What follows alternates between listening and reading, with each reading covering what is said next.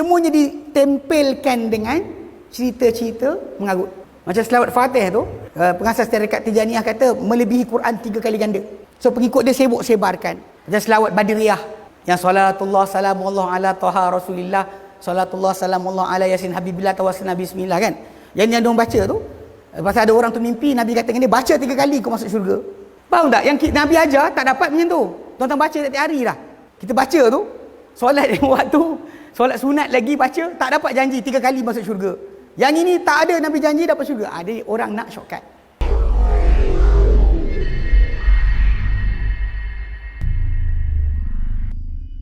Okay.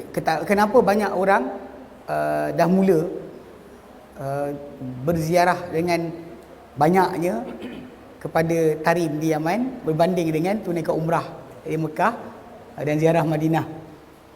Okay. Punca dia adalah masalah janji.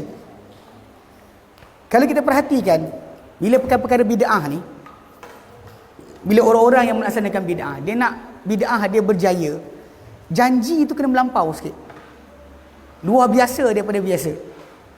Maka orang yang nakkan contoh macam jawapan segera ataupun benda luar biasa, dia akan terikut. Okey, saya nak beri contoh. Contoh kita boleh tengok macam selawat ke atas Nabi SAW. Yang Nabi SAW ajar kita, yang kita baca ketika solat kita. Bahkan lafaz tersebut memang lafaz Nabawi. Yang Nabi sendiri ajar kepada para sahabat. Bila mereka kata, Ya Rasulullah, qad alimna kaifa nusallim alaik. Kami dah tahu macam nak bagi salam pada engkau.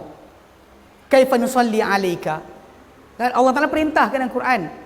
Kan ayat 56 surah Al-Ahzab. Ya ayyuhalladzina innallaha malaikatahu yusalluna 'alan nabi. Ya Allah Ta'ala dan para malaikatnya berselawat ke atas Nabi. Ya ayyuhalladzina amanu. Hei orang-orang beriman, sallu alaihi. Selawatlah kamu ke atasnya, wasallimu tasnya, ucap salam yang banyak. So salam dah tahu, selawat tak erti. Para sahabat kata. Yang Nabi pun ajarkan kepada para sahabat lafaz selawat yang Nabi ajar, yang kita dah hafal semua alhamdulillah. Tapi tajuk dia, ni problem ni. Yang Nabi SAW bagi ni, dia punya kelebihan, keutamaan tu bagi siapa yang tak faham sangat sedikit. So Nabi kata, man salla alayya salatan sallallahu alaihi biha asyra. Mereka selawat kata aku 1 kali selawat, Allah selawat balik kata dia 10 kali. Mereka selawat kata aku 10 kali, Allah Ta'ala balas dia 100 kali. Orang kadang-kadang bila dengar ayat ni kan, itu je ke? Itu je ke? Kan itu je. Habis-habis pun kita selawat macam lah, zikir, macam zikir. Zikir yang Nabi ajar. Bila kita sebut kan, Allah tak kata apa? Fadhkuruni adhkurkum. Ingatlah aku dalam surah Al-Baqarah. Ingatlah aku ingat kamu balik. Atau Nabi kata, Allah Ta'ala kata, idza dzakarani fi nafsihi la dzakartu fi nafsi. Bila hamba aku ingat aku dalam diri, aku ingat dia dalam diriku. Tapi benda ni macam tak besar. Bagi orang yang tak faham, dia kata tak besar. Sedangkan sangat besar. Untuk kita disebut depan para malaikat, kita sebut tentang Nabi, kita puji Nabi, angkat kedudukan Nabi sekali, Allah Ta'ala angkat kita 10 kali. Atau kita ingat Allah Ta'ala ingat kita balik daripada bilion manusia kat dunia ni, dengan amalan yang macam-macam, yang elok, yang tak elok, yang bagus, tak bagus. Apa nilai kita daripada 1 bilion, berbilion-bilion manusia ni, untuk kita muncul tengah-tengah Allah ingat kita. Jadi bila sebut Allah ingat kita balik tu besar dah. Tapi benda ni bagi orang yang tak faham, dia nampak kecil. Dan kebanyakan manusia ni mengejar materialistik. So bila kita janjikan, contoh saya tukar, selawat Nabi tadi macam tu je. Selawat Fatih, yang dibuat oleh tarekat Tijaniyah, yang kadang-kadang kalau kat Belas Selangor, Kuala Lumpur, kadang-kadang tempat kita duduk jadi makmum untuk apa makmum Jumaat. Tiba-tiba atas mimbar imam tersebut, Allahumma salli ala Muhammadin fatihal ma li'ughliqa nasrul haq bil haq. Kita cakap, Pak Imam pun pakai selawat Fatih. Belum lagi selawat Tafrijiyah, selawat Nariyah, selawat Syifa sebagainya. Yang mana kalau kita tengok selawat-selawat ni tadi, yang kadang-kadang banyak orang hafal, semuanya ditempelkan dengan cerita-cerita mengarut. Macam selawat Fatih tu, pengasas tarekat Tijaniyah kata melebihi Quran 3 kali ganda. So pengikut dia sibuk sebarkan. Macam selawat Badriyah Yang salatullah salamullah ala taha rasulillah, salatullah salamullah ala yasin habibillah tawassalna bismillah kan. Yang diorang baca tu, pasal ada orang tu mimpi Nabi kata dengan dia, baca 3 kali kau masuk syurga. Faham tak? Yang Nabi ajar tak dapat macam tu. Tuan-tuan baca setiap hari lah. Kita baca tu, solat yang waktu, solat sunat lagi baca, tak dapat janji 3 kali masuk syurga. Yang ini tak ada Nabi janji dapat syurga. Ada orang nak shortcut. Itu punca. Macam Tarim tadi, cerita macam lah, cerita wali-wali. Dia kena waktu saya kat Yaman tu, ini cerita lama lah. Diorang nak cerita benda pelik-pelik ni pada orang ramai tentang kelebihan Tarim. Dia tengok juga siapa nak cerita. Jumpa-jumpa dia duduk, tengok boleh masuk jarum, dia cerita. Tarim ni pernah sekali kebuluran, hujan susu turun, semua orang dapat air susu meladung. Jadi semua minum, semua sihat tak mati. Tarim pernah ini, pernah itu, pernah sekian. Semua tajuk tadi macam Prof ni kaitkan kubur wali. Bumi kubur wali, bukannya kubur sejuta para aulia. Bumi kubur wali banyak, dia kata. So diorang letakkan itu sebagai tajuk. So bila orang ramai ni yang macam kita sering dengar, yang diajarkan cara sunnah tak nak buat. Macam orang kita ada dekat belah mana pergi terjun, dayung bunting kat mana? Langkawi. Terjun tasik dayung bunting. Kan minta kepada Allah Ta'ala, tak nak. Tahu dah Allah Ta'ala berikan anak, mandul pun Allah Ta'ala yang tentukan. Tapi dia boleh terjun, dia kata ikhtiar. Pasal ustaz kata, orang ni kata, orang tu kata, dia terjun. Alhamdulillah lepas terjun mengandung. Dengar sini. Okay, ni cerita masalah dia. Kita dapat benda kita dapat dan kita rosakkan akidah kita.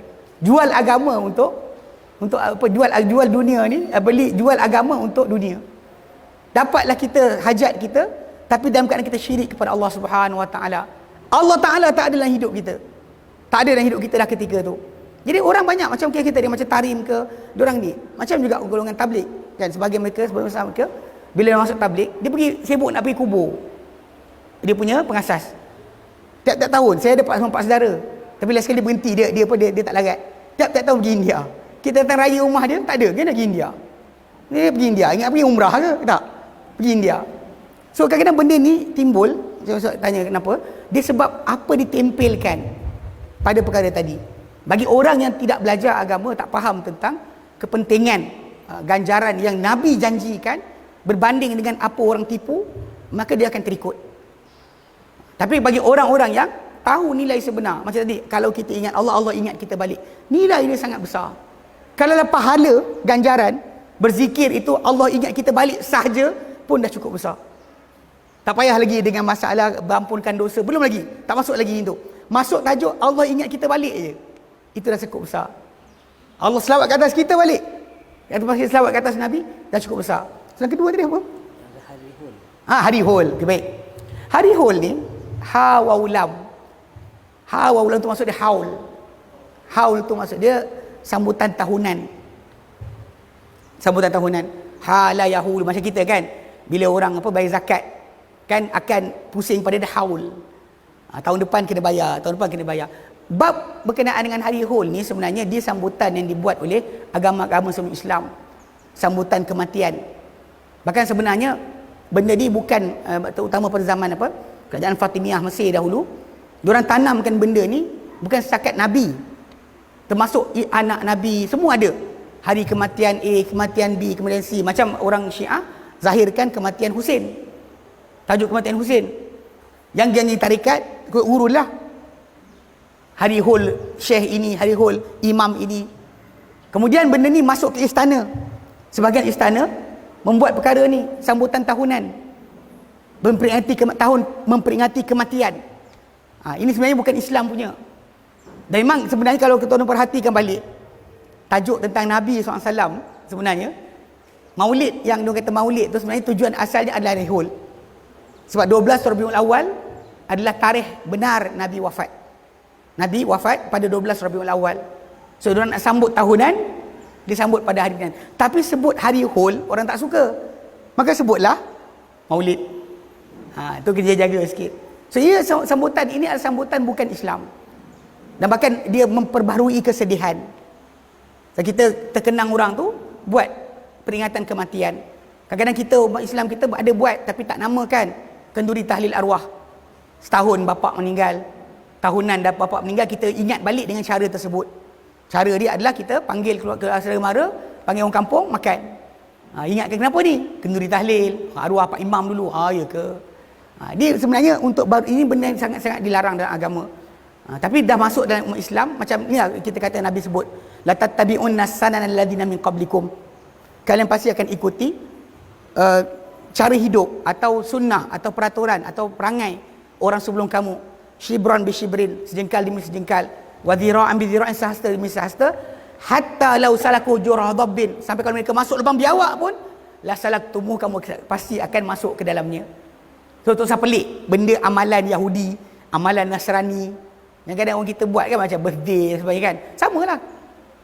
Hari kelahiran pun sama. Ada orang kata, tak apalah ustaz, hari kelahiran. Saya kata sebab kan Nabi kan puasa pada hari Isnin, kena baginda lahir hari tersebut. Tiap-tiap minggu, bukannya setahun sekali. Nabi puasa setiap Isnin, sampai ke sahabat kata, banyak ke ya Rasulullah kau puasa hari Isnin? Itu hari aku dilahirkan padanya. Bukannya masalah untuk tahunan, dia bukan tarikh. Hari itu. Tu yang kadang-kadang geng-geng sufi yang buat maulid pun dia terkena tajuk ni. Mula dia buat setahun sekali kan, kita bantai, dia buat tiap minggu. Bila bayar? Malam Jumaat. Dia tinggal kata Isnin, ikut Nabi Isnin, kenapa kau buat malam Jumaat? Dia tak boleh jawab. Ni jaga sikit. Sebenarnya itu hari Hul ni, sambutan kematian, ia adalah upacara ajaran bukan Islam, tapi meresap dalam Islam. Dan memang benda tu Nabi dah berikan satu gambaran. Nabi kata kita ni umat Islam kena jaga-jaga. Kita memang ada kecenderungan untuk terikut dengan amalan umat sebelum kita. Dan kalau kita tidak jaga, okey, wallahu alam.